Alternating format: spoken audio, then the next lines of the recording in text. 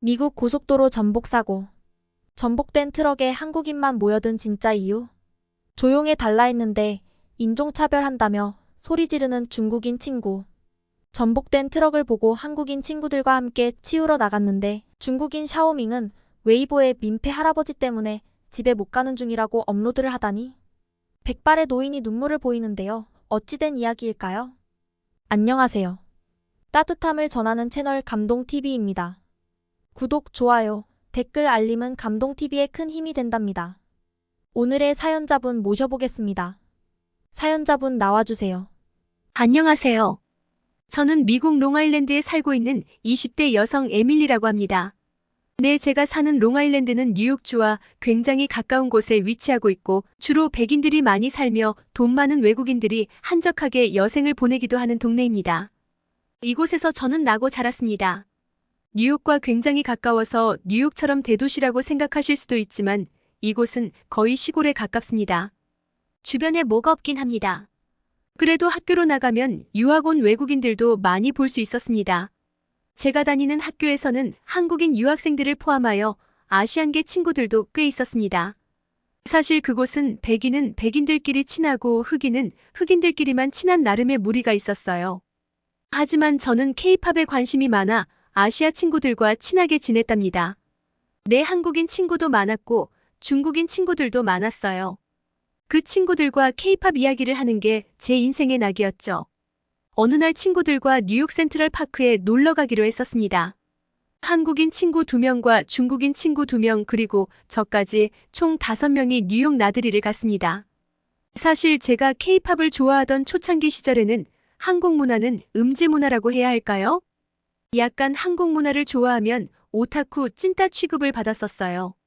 하지만 지금은 음지에서 양지로 완전히 올라와 10대 문화의 트렌드가 됐더라고요. 한국인도 아닌 제가 다 뿌듯했어요. 그렇게 친구들고 이리저리 구경을 다니고 살 것들 사고 재밌게 놀았어요.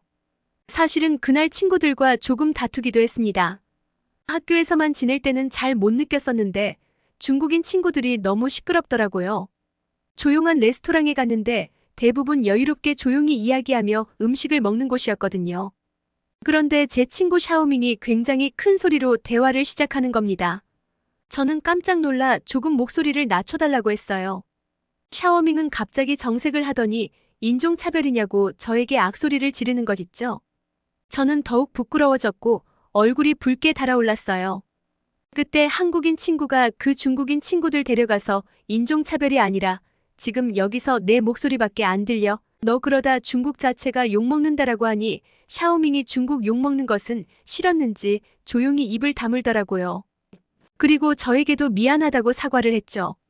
저는 기분이 나쁘긴 했지만 그래도 친구들과 놀러 온 것이니 좋은 게 좋다고 참았지요. 그렇게 친구들과 쇼핑도 하고 술도 조금 마시다 보니 그만 롱아일랜드로 가는 기차가 막차가 지난 것이 아니겠어요. 그러자 한국인 친구 한 명이 한인 택시를 부르자고 하더라고요. 안전하고 믿을 수 있다며 말입니다. 어찌할 방도가 없어서 일단은 한인 택시를 불렀습니다. 10분 정도 기다렸나 벌써 도착했다고 하더군요. 한국인은 해외에서 살아도 빠르구나 싶었죠. 택시가 뱀같이 큰 차라서 제 친구들 모두가 탈 수 있었어요. 하지만 그때 일이 발생한 것이죠. 한참 도로를 달리고 있는데 저 멀리서 트럭 한 대가 전복이 된 겁니다. 무슨 제품인지 정확히는 모르겠지만 계란을 담은 트럭 한 대가 미끄러져 그만 계란이 다 깨지고 도로가 마비가 된 것이죠. 차가 막히기 시작했습니다. 저와 제 친구들은 피곤해서 집에 빨리 들어가고 싶었어요. 오늘 하루 종일 기분이 안 좋았던 제 친구 샤오밍은 중국어로 욕을 하는 듯 했죠. 저는 오늘은 집 못 가겠다 하며 체념을 한 상태였어요. 그런데 그 순간 택시 아저씨께서 차문을 열고 나가는 것이 아니겠어요? 깜짝 놀랐어요.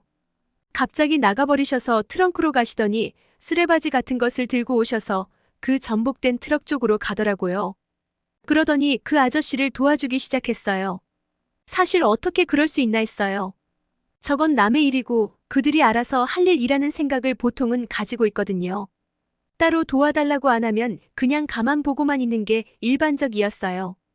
보통은 그냥 짜증만 내고 그러잖아요. 저는 저 택시 아저씨의 인성이 대단하다고 생각했어요. 하지만 더 놀라운 것은 택시 안에 타고 있던 제 한국인 친구들도 우리도 나가서 도와주자라고 하더라고요.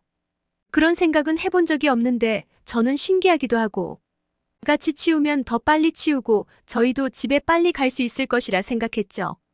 그래서 나가려는데 그 중국인 친구가 짜증나게 내가 왜 치우냐?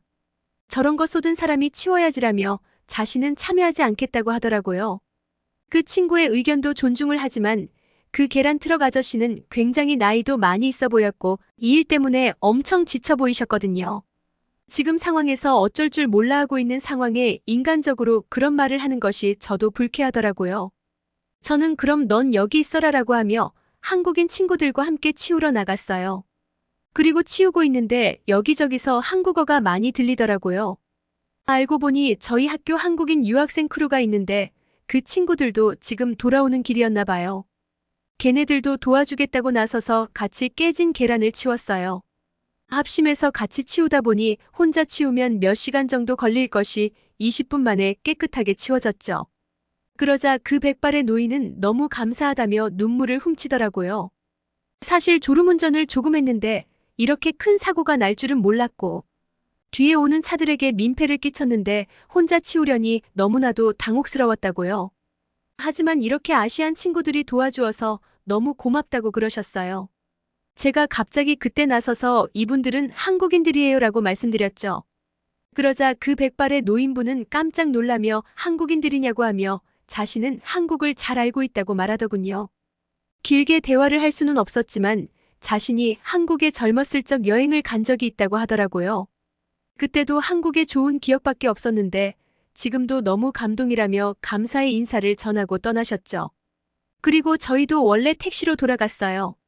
그런데 참 그 중국인 친구 샤오밍은 택시에서 자고 있더라고요.